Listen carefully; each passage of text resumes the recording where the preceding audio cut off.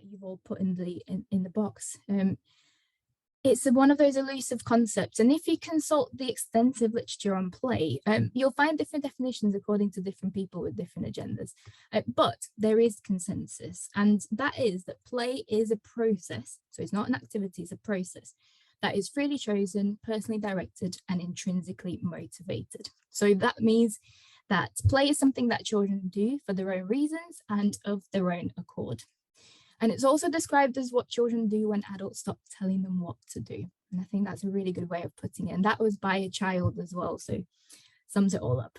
And that's important because I go into a lot of education settings and I see a lot of rules, a lot of adults telling children what to do and how to play. And even if that's with best intentions at heart, that isn't play. You know, play is, it's children's opportunity to have a say, to make their own choices, to learn on their own terms, and have that autonomy over their lives, which is generally entirely restricted by adults. You know, we dictate what they wear, what they learn, who they play with, everything. So play is a chance to take back ownership and experience all the benefits that children don't even realize they are experiencing. They're learning without really realizing. It's the natural way of learning for all of us, and it's been dubbed the unteachable curriculum, and the way that children learn the things that can't be taught, such as life skills. It's also important to note that play is a biological need. So it's certainly not something that children do to blow off steam or in between episodes of learning. And that's really, really important. It's a biological, psychological, and social necessity. And it's a really good marker of how well we're doing as a species and how bright our future is. If children are out and playing lots, then that's great. If not, not so good. And you might notice that times have changed, childhood has changed. Your play memories, what I've heard, are very, very different from what children are experiencing today as play, particularly when it comes to outdoors being unsupervised. And that's had a huge detrimental impact on play. And you can see that with rising levels of obesity, mental health issues, and so on and so forth. So we really need to level the playing field in terms of play opportunities. Play is also a basic human right, as enshrined in the UN Convention on the Rights of a Child, Article 31. I often hear that play should be fun, and it was definitely one of the main characteristics that everybody identified on Mentimeter. And I agree, play is fun, it should be fun a lot of the time. But I think it's worth saying that play can also be sad, can be angry, it can be messy. You know, we can experience the whole range of emotions through play, and that's one of the main benefits of it. It's not always pretty or nice, although a lot of the time we say to children, go play nicely, which we could think about, you know, what do we really mean by that? Play can push boundaries. It's sometimes conflictual, it's sometimes destructive, and actually that's when it's most therapeutic. When it's destructive, particularly when it comes to children who have been traumatized or haven't had the best start in life. Okay, so we've established that play is a process, but what do we mean by that? A great way to understand the process of play and also to be better equipped to responding to children's play is the play cycle. So this was a theory proposed in the late 90s by two well-known UK play theorists, Gordon Sturrock and Perry Ells. And the theory states that play is a cyclical process with visible steps. So usually, if I was in the room, I would demonstrate this with a ball. We're going to have to pretend that there's a ball somewhere flying around because there's no way I can replicate this online. So the play cycle starts with a playful thought. So that's a child thinking, I really want to play. So if they see a ball nearby, they might go and think, I really want to play with this ball and pick it up. The next step would be to send a signal that they want to play. So they might throw the ball at a wall, another child, or an adult. So in this case, we'll say they've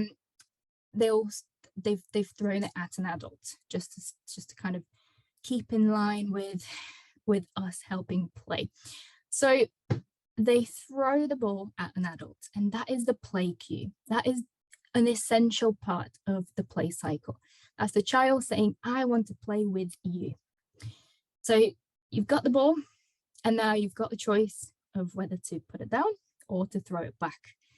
And hopefully you won't put it down. Hopefully you'll throw it back. And if you throw it back, that's what we would call the play return. So your response to the play cue.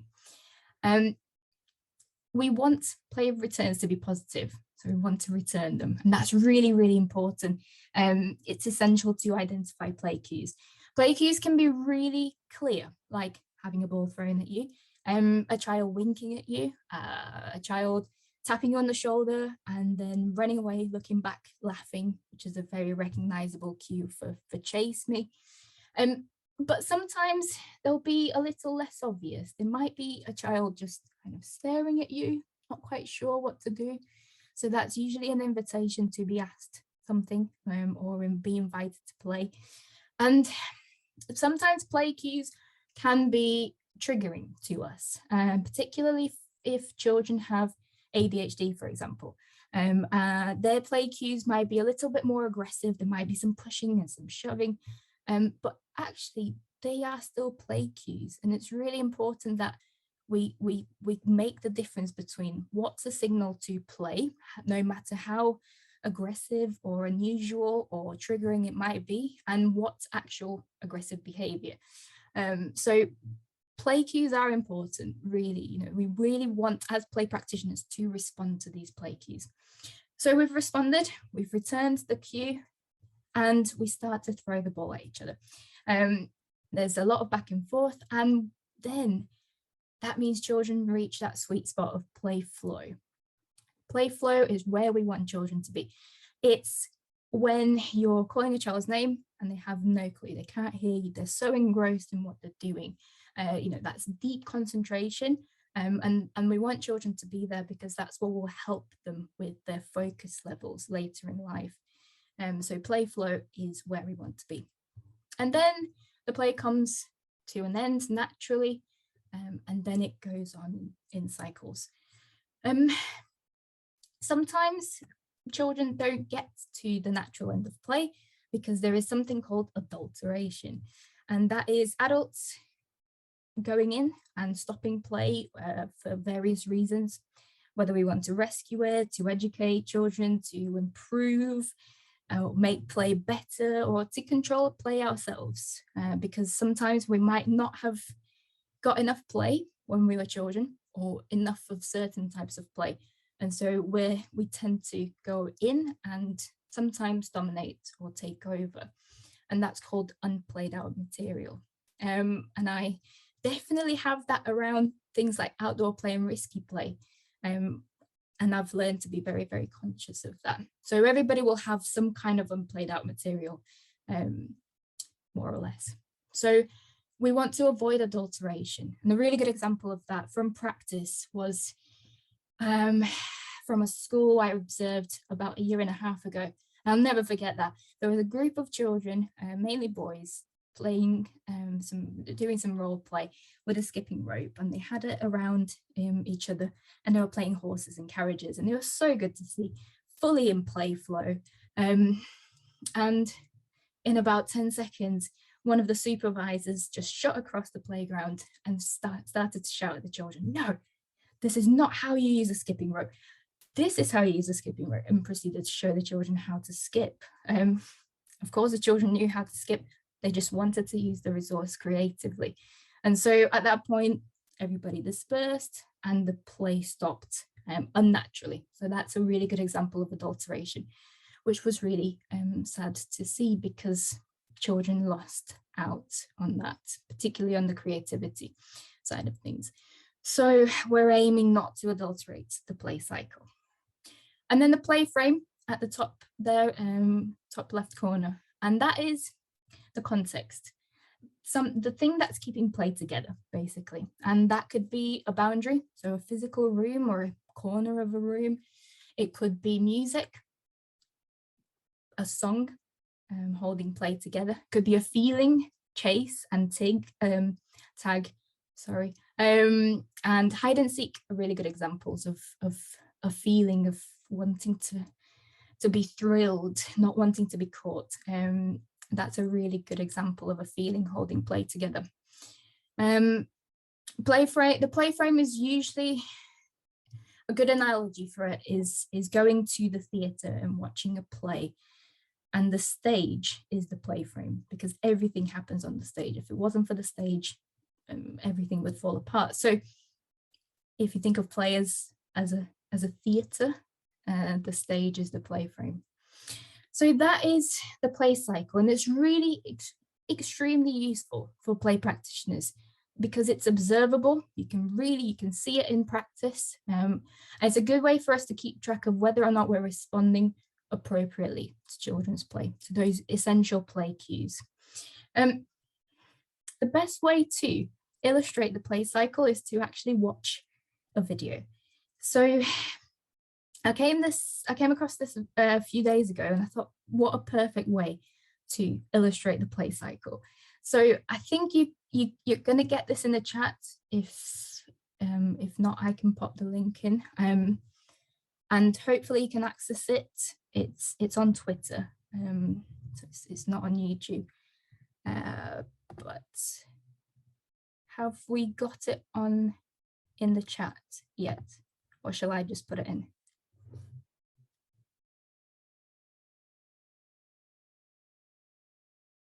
You can put it in, Anna, I think, if you have it there. Okay, I'll just need to exit this. So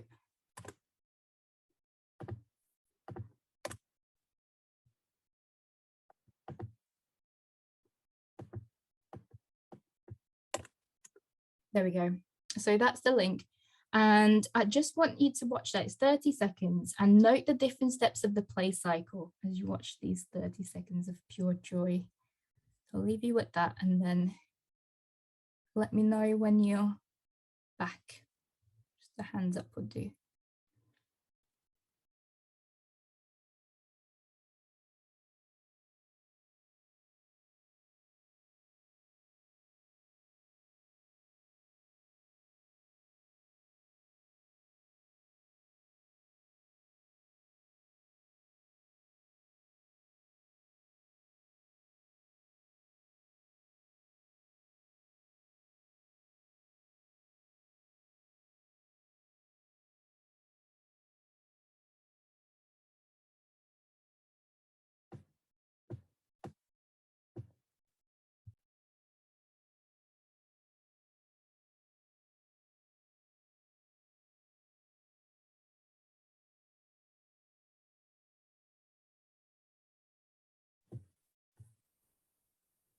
Okay, that was 30 seconds. Hopefully you will have managed to watch that. It is really sweet, and it is just cuteness overload. But can anybody, and you can unmute yourself for this if you want to feedback or pop things in the chat. What can you see? What stages of the play cycle can you spot there, if any? Well, I noticed the initiation to play by lifting up his foot or his or her foot, almost like initiating, like, kiss my feet, Yeah. Absolutely. Very clear play cue there. Yep. Yeah. Kiss my feet. She's wanting more. Yes. Baby was totally in charge. Yeah, absolutely. And that was the beauty of that Dad really returned the play cues, and there was cue return, and they were in flow. And then it came to a natural end when we ran out of places to kiss. But yeah, that's such a really good example of the play cycle. And it's 30 seconds. It can be as quick as that. It could be a few minutes, it could be a few hours. Play episodes is very different, but you can really spot the play cycle in action, and spot the play cues. That's the most essential bit for us as play practitioners. Excellent. Right, I'm happy everybody could access that. It is such a good video. If children issue play cues that are responded to and engage in play flow, they start to reap those many benefits of play. And I'd like you to think about play as having different values. Before we jump to benefits, We're very quick to judge play as an effective way of promoting positive development and learning. But that's just one dimension of play. There are 3 ways in which we can think about the value of play in the context of education. So we've got intrinsic value, and that is all about children's own enjoyment of play. So play for its own sake. And this is likely to be found in the literature and the research that looks at children's own experiences and cultures of play, because children do build and create their own culture through play. And those are the very interesting studies that we see more and more of as we understand play a bit more from children's point of view. Then we have instrumental value. And this is where we can think about the benefits. So that's attaching value for something other than play itself. And in the case of preschool and school, it tends to be how play can support children's development and education. And then last but not least, we have institutional value. So what does play offer for education settings and wider stakeholders? Yeah, so that's why everybody's got a vested interest in play. We've got the preschool cycle program, mainly because play-based learning are the most effective ways for children to develop and learn in the early years. And the society has a vested interest in children developing appropriately and learning in early years. So that's why we would have institutional value. It's worth thinking here that these 3 forms of value are absolutely interrelated. However, without the intrinsic value, so children enjoying play for the sake of it, the other 2 values will be 0. So if play and play spaces don't work for children, they won't engage in play, they won't enjoy it. And so the instrumental and the institutional benefits will not accrue. And that is worth thinking about. So we want play to be enjoyable for children to reap those benefits. So coming back to the instrumental value of play, what we would typically understand as the benefits of play. This is certainly not an exhaustive list. It goes over two different slides, but it comes out of a piece of research that I did with two colleagues that was published last year. So we looked at the benefits of improving play in education. And these were the main categories that we identified. So health and well-being benefits, increase in physical activity, prevention of disease, stress reduction, sense of belonging, really important, friendships, regulating emotions and stress response systems, and healthy development of the vestibular and proprioceptive systems, which is something that we touched on last month. Then we've got cognitive and academic benefits, so increased attention in the classroom and better on-task behavior in the classroom, particularly for children with ADHD, more concentration, improved language. And just a bit of a throwback to the last session, if you were here, and if not, it's something to note that we briefly touched on play schemas. So repeated patterns of thought and behavior that organize information, and that is real learning essentially. So there are 9 play schemas, and I thought I'd just remind that here because it's a really good thing to look at and also look for in play. Then we've got social and emotional benefits of play. So better negotiation and communication, learning how to compromise, problem solving skills, dealing with fear and risk and challenge and coping with it, and building relationships.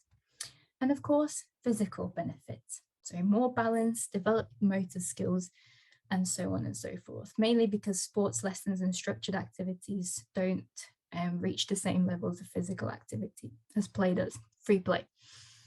So aside from that, we know there are other benefits to play, particularly fast language development in early childhood, as well as creative development through allowing children to reimagine their worlds and create new solutions to problems. And Chris, you have mentioned that from your play memories, lots of creation. So not just arts and crafts, that's not what we think of as creative play. And we touched on that last month, and I think that's really important to mention. For all these 3 types of play value to be actualized, so intrinsic, instrumental, and institutional, we need to ensure children are enjoying their play and their time in the classroom, and that is a given. And that means access to as many play experiences as possible. And a useful way to quantify that and to reflect on it is the 16 play types theory. And this was proposed by a famous UK play work theorist, Bob Hughes, in '96, updated in 2002. And it's essentially a categorization of children's play. One of many, but I find this one to be one of the most observable and most useful. All these play types can be linked to the different areas of development, so social, physical, intellectual, creative, and emotional.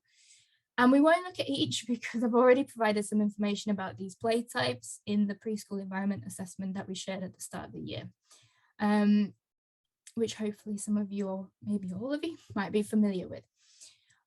So there's plenty of information out there. I've left some extra resources in the slide comments box as well. It's the same goes for most slides in the presentation. But I will stop and talk about 2 of these types that are highly beneficial, but usually misunderstood, and that give us adults quite a bit of anxiety. Not everybody, but some of us. Risky play is one of those types. And it's safe to say that we usually restrict this as educators for fear that children will get hurt and that parents would complain. But there are more risks in a no-risk policy than in allowing adventurous play. If you provide this type of play and feel confident and comfortable, first off, we need to understand the benefits of it, which are extremely far-reaching, all the way into adulthood.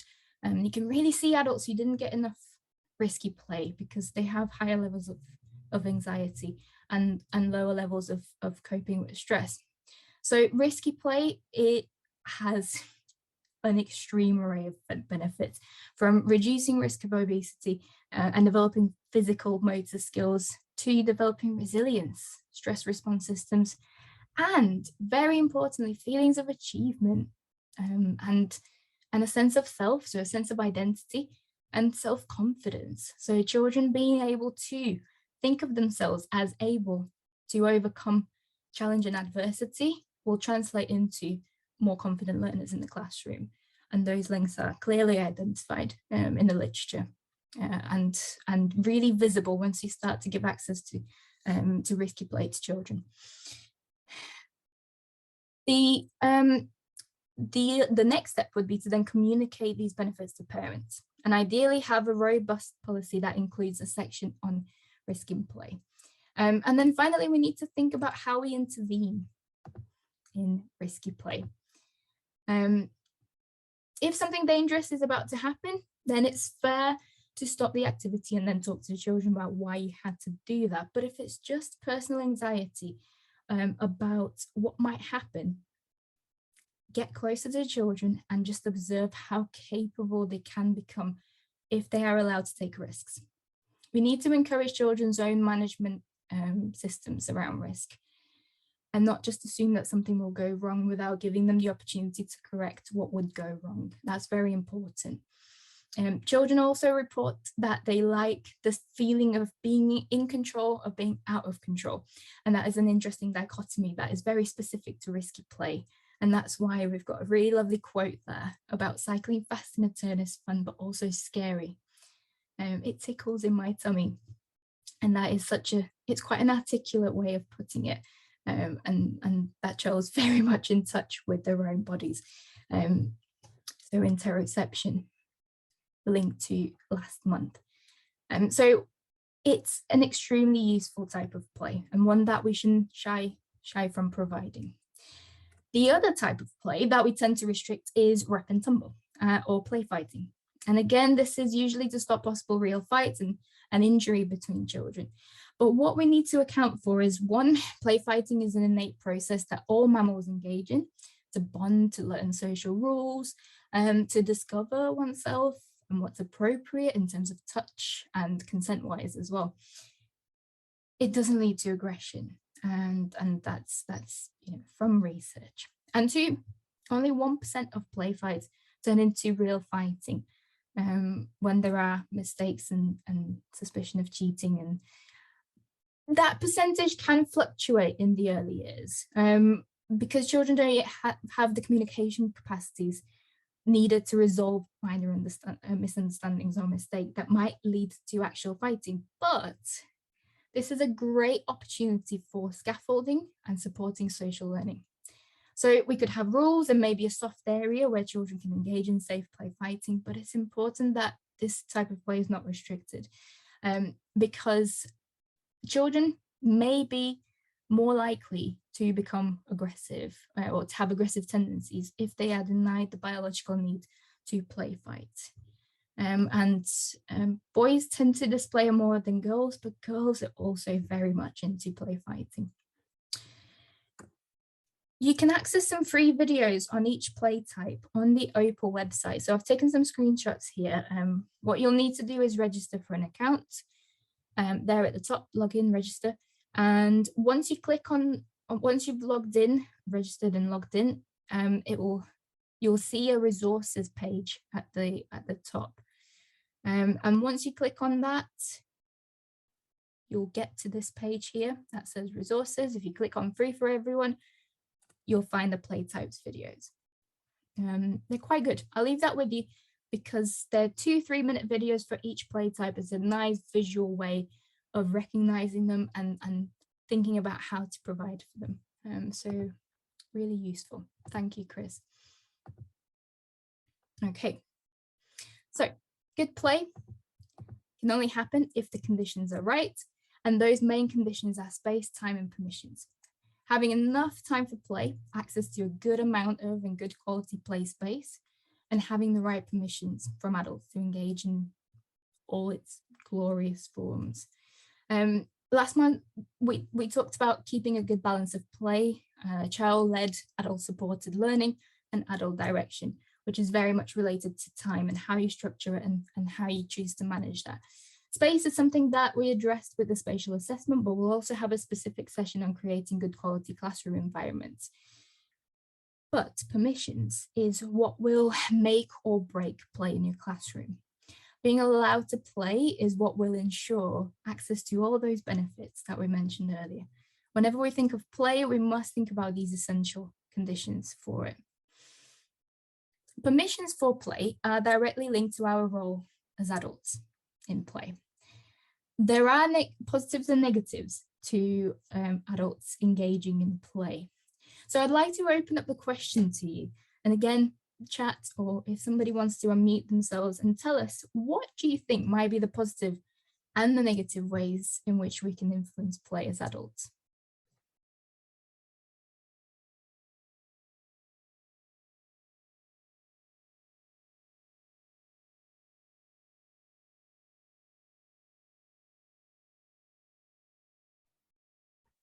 Oh, are we writing in the chat?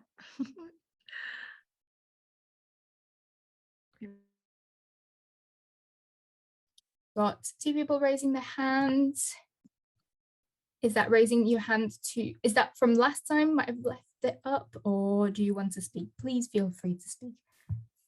Hi, sorry. Hi, I'm Catherine, I'm sorry. I'm actually part of the preschool psychoeducation team at the MEQ, and we've also been offering lots of training sessions regarding the preschool cycle program and play, etc. And you're doing a fantastic job. I'm actually taking so many notes. But regarding the role of the adults in play, we often refer to the a study that had been done by Johnson, Christie, and Wardle, dating back from 2005. And we often really try to analyze all the roles that have been observed thanks to this research.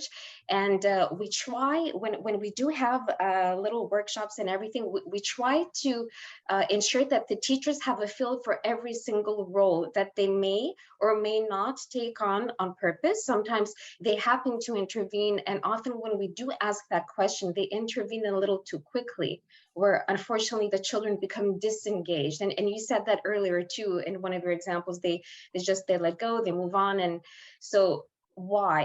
And we really have them think about that. And you said something about how the boys were playing with the elastics, and they were trying to pretend play in a different situation, right? And somebody came in and said, that's not how you play with that, right?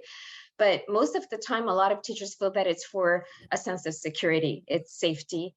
And then again, here comes risky play and a little bit of acceptance for rough and tumble play, right? And we let the kids really achieve their goal. And it's okay to get those butterflies in the tummy sometimes because of a fall or because of an anticipation of something really exciting. So we really love that study. We refer to it very often, and we try to have the teachers identify themselves. Sometimes they don't even realize that what they do is, oh, some of them are, directors all the time, but is that good? What is it doing? Are you really observing? What is it doing to the children? Are they really motivated, and are they still engaged, or are they just like moving on? So we find that very interesting. Thank you for bringing it up. Excellent. Thank you very much, Catherine. Yes, all of those things happen. We've got somebody in the chat as well. So too many rules stifle play, but in classroom it's sometimes hard to let go of that control. Yes, absolutely. Play is very much about children being in control, though it's safe to say. We don't tend to promote any of those benefits, whether it's intrinsic value or instrumental or institutional value. Don't tend to promote them by wanting to stay in control. And that's difficult because I think that's what teachers' backgrounds, teachers' training will have probably taught you, that you have to control your classroom, and that is, it's about discipline. But that is very different in the early years, because children don't learn unless they're enjoying what they're doing. So yeah, it's a very difficult one, and it's something that doesn't come naturally, I don't think, to most people if they've been trained as teachers to be in control. But it's something that we can address maybe through reflection, which is essential, and we'll have a session on reflection and how to promote that. But yeah, it's a difficult one, adults' role in play. So from experience and from research, and obviously from talking to other practitioners and noting best practice, here is what I've learned about play. So we can positively encourage and facilitate play by responding to play cues and extending that play flow, really getting children there. We can follow children's direction, because a lot of the time children don't get to be in charge, and actually when they get to boss us around a little bit, it can be so beneficial for them. Children feeling in control is something that again will help their self-esteem. We can provide resources, we can wait to be invited and play. And that is something that, again, we can struggle with, because if we're there and not doing something, we kind of go over and get involved in children's play, when actually we might have been better off just sitting, observing, noting what children are learning. So that's another way we can promote play and really help children, by just looking at them and thinking about what are they learning at this point in time? What kinds of areas of development, what kinds of skills are they developing? So really thinking about when it's time to intervene, when it's not. It's an art. I will say that it is not something you can develop overnight. But again, reflection can really help that. Reflecting on practice while you're in there and after you're in there. Very useful. Being aware of your own beliefs and your biases and your triggers. This is really important.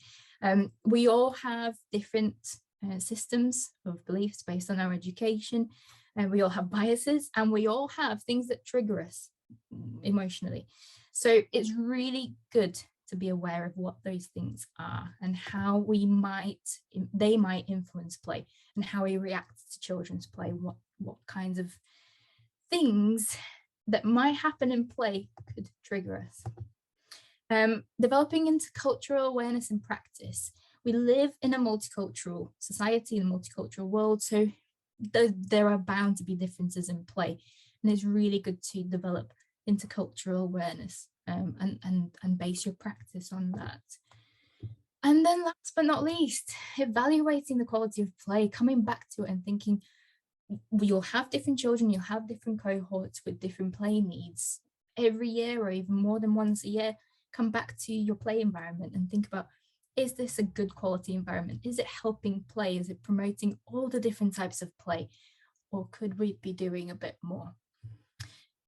On the other hand, this is how we can interfere in children's play. We can say no too much. We can preempt too soon. So you're going to get hurt is a very good example of that, and just stopping things a bit too soon before we could even make an actual judgment on whether something would actually happen. So anxiety, making judgments, that's too big for you. You know, that's a girl's toy, that's a boy's toy. Making judgments, you know, whatever they might be, it's really good to suppress judgment when it comes to play. Easier said than done, but a really worthy one to try. Passing on personal anxieties, particularly around risk and messy play. Usually it's mud, mess, and risk, challenge, adventure. And that will be, if we pass that on to children, they will pass it on to their own children and to their own children. And that's not how society and humanity has progressed. You know, we've taken risks and we've got pretty dirty. So we really need to reassess those anxieties. Redirecting children to certain play types that you like more than others. And that's something that I found in the research that I did, that I mentioned earlier. Usually female, bias towards boys play and preferring girls play, quieter activities, and actively discouraging children from engaging in those kind of louder types of play. Adulterating, being over involved, over competitive, dominating, you know, all those kinds of things. But also allowing children to always win, which doesn't teach them anything about resilience. Life is about knowing how to cope with losing and getting back up and trying again. Being risk averse, not doing children any favors, and shouting "be careful," which I think everybody's guilty of, and it just kind of rolls off the tongue. It's a bit of a reflex, but it doesn't teach anything about how to be careful. So actually telling children how to be careful would be really good. There's a question in the chat: what to do with children who don't play or initiate play, or don't know what to play with? You can initiate a play cue and see how that's received, or encourage other children to initiate a play cue, only if they want to, though. We don't want to get to the point where we're kind of forcing children to play with each other, because that's just not how real life unfolds. But you can initiate play cues, you know, and that's why it's so useful to be aware of the play cycle, because you can start it. Don't have to wait for the children to start it. So that's just one idea. But I'm always up for a separate conversation about those kinds of things, because I know we can't cover everything in these sessions. So I welcome those kinds of questions, specific questions about things that you might struggle with in the classroom. Okay, so it's worth saying and really kind of making a point here that adult intervention in play should be very much about supporting the play cycle and making sure that children are in play flow and knowing when to help and when to step away. And that is, again, not an easy one at all. It's something that you develop over time, trial and error. But here's something useful. It's a simple framework, simple but complex in its application, that you can use to guide your involvement in play. So this is a hierarchy that starts with play maintenance as the lowest form of involvement in play. Just observing, not participating. And I'm sure as I'm going through these different levels of involvement, you can maybe reflect on whether or not you found yourself in any of them. And please do put things in the chat as I'm going through these. So that's play maintenance. Next, we've got simple involvement, and that's the adult acting as a resource for play. You're getting involved in play, but just to support it through resources, or maybe fixing something that's broken. If anybody can think of moments when that happened, when you were basically in and out of play, you know, just kind of dusting it, making sure it's carrying on by just a very simple way of involving yourself. Next, we have medial involvement, and we've got a hand up. Janet, hi. Is your hand up because you wanted to say something? It was an accident. I'm sorry. Sorry. Okay, I won't force you to share anything. Okay. So medial involvement. This is where you might actually be involved in play, but you're stepping away when you're no longer needed, or you're stepping away to encourage children's play flow with their peers. This is when it might get a bit trickier and a bit more difficult to figure out when to step away. So what can help is constantly reflecting on, am I improving play here or not? Shall I stay or shall I go? It's a message in the chat. Broken skip rope and fixing the handle. Yes. And then you stepped away and play carried on as natural. Thank you, Daniela. Last but not least, we have complex intervention. And this is when you're actually involved in play and you're there to maintain the play frame. You know that without you, things could fall apart. And this does have the potential to become all about the adult. So what I would encourage you to do here is ensure that the children are leading the play and that you're there to keep it together. But you might be involved in a game of role play and you might be the center of attention. And as long as you know how to switch that center of attention so that it is on children, then that is doing a really, really good job. And children are playing pizza at the diner, but you hear them say there is no pizza.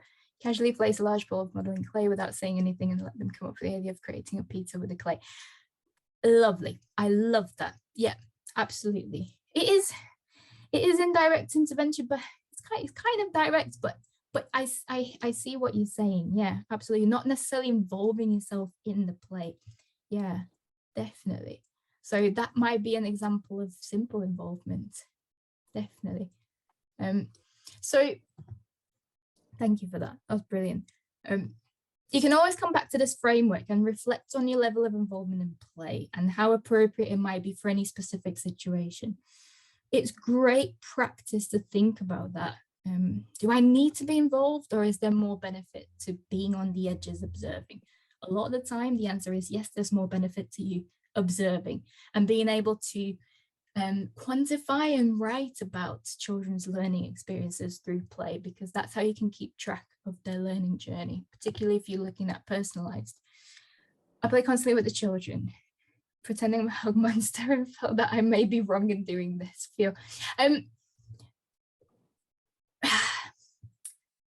If children are requesting it and they're really enjoying it and you know it's lasting a few minutes, then that's fine. Yeah, they love it. I can imagine they love that. That's fine. That's fine. What I would encourage you to do is maybe pass that on to other children, which might happen naturally anyway. You know, somebody else becomes the hug monster. Just to again give it to them and give somebody else the feeling of being in control. I can want to stop after a few minutes. Yeah, definitely get tired doing that. So pass it on, tag somebody else on it. I know it can be really, really tiring, especially when you're the tickle monster as well. And kids are asking me to play with them. Sometimes I accept, sometimes I don't, depending on what and how they're playing. Yes, and that's a good way to think about it. I would always accept a play cue unless that means that it would stop children from learning something themselves. You know, if I see that there's an opportunity there for a child to get involved and learn on their own terms without me being there, I might just say, are you sure you need me in this? Or could you do it like this? Or could you involve somebody from the classroom? Yeah, definitely trying to pass it on to children all the time, you know, other children, and then seeing how that works. That would really help with children's development of social skills as well, especially those children who don't tend to engage in play with others. Okay. This is a very quick stop, but I thought it's worth exploring it in the context of adults' role in play. Gender and play is a huge topic in itself, and we know from research that there are some differences in the way different genders play, and that's fine. And you can see this in this little extract from a research study. However, we very much dictate what children think around gender, how they behave, and what stereotypes, if any, they adopt. And this adoption, let's call it that, can happen as early as 2 to 3 years old if we transmit those stereotypes to children. I'll come back to the point about teachers developing intervention that rejuvenates play in a minute, because I would like you to watch a short 3-minute video of an experiment that's done here in the UK with adults, some of whom are early years practitioners, some of whom are just parents themselves. I won't say any more about it. I will put the link in the chat for you to click on and watch, because when we try to play videos from my end, it just goes all